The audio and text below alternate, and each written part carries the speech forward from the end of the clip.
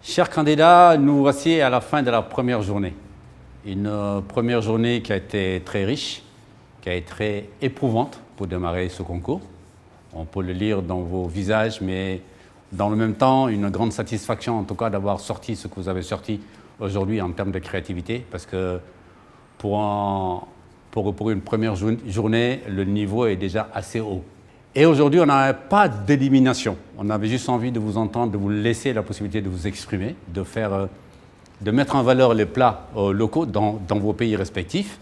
Et je pense que ce premier test a été réussi vraiment très bien. Nous allons donc commencer par donner les résultats. On va dire juste les trois premiers. On va commencer par le troisième, qui est la Mauritanie, d'accord, qui nous a fait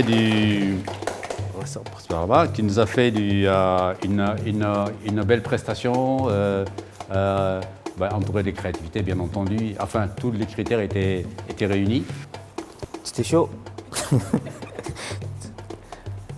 En tout cas, c'était chaud. Il y a le stress, la fatigue, devant la caméra. C'est même pas que parfois on perd les mots.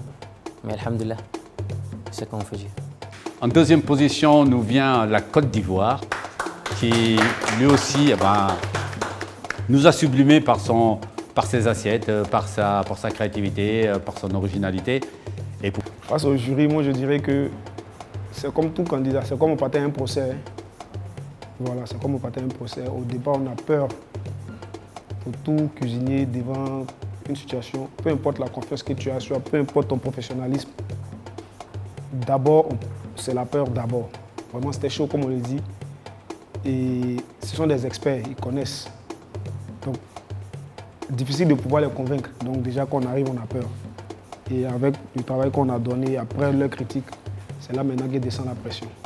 Pour finir, le premier du premier, c'est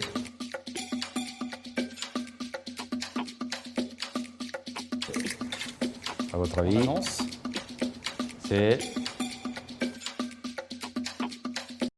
l'Algérie. Voilà. Merci. Fait. Merci, très bon boulot. C'est bien, je veux dire, les jurys ils sont d'un état d'esprit très ouvert, ils écoutent, ils donnent des bons points.